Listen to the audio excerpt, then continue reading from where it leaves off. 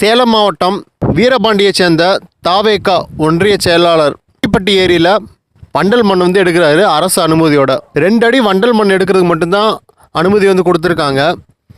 ஆனால் இவர் வந்து 8 அடியாக வந்து அதை எடுக்கிறாரு. அதனால் அந்த பகுதி மக்கள் வந்து இதுக்கு வந்து எதிர்ப்பு தெரிவிக்கிறாங்க.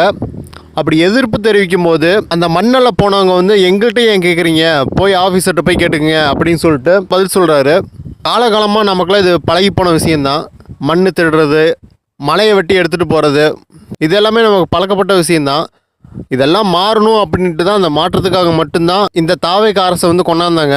ஆனால் மாற்றத்துக்கான ஸ்பெல்லிங்லாம் எங்களுக்கு தெரியாதுப்பா, எங்களுக்கு ஊழல் தான் தெரியும் அப்படின்னு சொல்லிட்டு அந்த கட்சியில் நிறைய பேர் இருப்பாங்க போல்.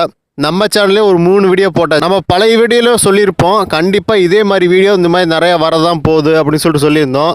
கொஞ்சம் கூட மாற்றமே இல்லாமல் திரும்ப இதே வேலையை தான் வந்து செஞ்சிட்ருக்காங்க. இப்படி செய்கிறாங்க அப்படின்னா அதுக்கு பின்னாடி அவங்களுக்கு ஒரு தைரியம் இருக்கணும்ல. ஏன்னா போன தடவை 2 பேர் வந்து இதே மாதிரி தான் செஞ்சுருக்காங்க. நம்ம சேனலில் வீடியோ இருக்குது, பதவியிலேருந்து தூக்கியிருக்காங்க. ஓகே, ஒருவேளை இந்த மாதிரி வேலைக்கு எல்லாமே அவங்க எல்லாமே பழக்கப்பட்டிருப்பாங்கன்னு நினைக்கிறேன். எதுவாக இருந்தாலும் பார்த்துக்கலாப்பா, ஒன் டைம் செட்டில்மெண்ட், எவ்வளோ அடிக்க முடியுமோ அடிச்சிருவோம் அப்படின்னு நினைப்பாங்கன்னு நினைக்கிறேன். சரி, இப்போ உண்மையாலுமே யார் தான் போய் வண்டல் மண் எடுக்கலாம், அது எப்படி தான் அப்ளை பண்ணுறாங்க? இப்போ கரண்ட்டில் எப்படி இருக்குன்னா ஆன்லைன் போர்ட்டல் வந்து அப்ளை பண்ணுறாங்க. அதே மாதிரி அந்த ஆன்லைன் போர்ட்டலில் நம்ம முக்கியமாக பார்க்க வேண்டியது, அதிலே வந்து நம்ம செட் பண்ணணும், நமக்கு எவ்வளோ குவான்டிட்டியில் வந்து நம்ம மண் வந்து எடுக்க போகிறோம் அப்படின்னு சொல்லிட்டு அளவு வந்து முன்னாடியே செட் பண்ணிடுவோம்.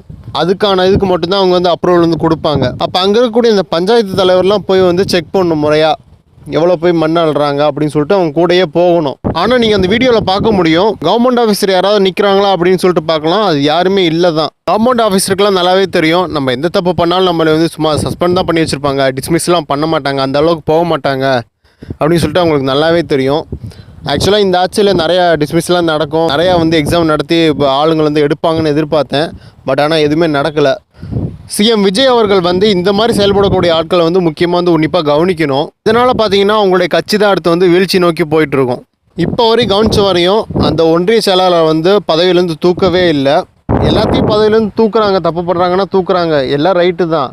ஆனால் இந்த மாதிரி ஆளுங்களை வந்து அடிக்கடி நீக்கிக்கிட்டே இருக்கும்போது அந்த காலியாக இருக்கக்கூடிய அந்த பதவிக்கு புதிய நபர்களை வந்து போடுவாங்க. ஆனால் அவங்க மறுபடியும் வந்து அந்த பதவி வந்து புரிஞ்சுக்கிட்டு செயல்படுறதுக்கு டிலே ஆகும்.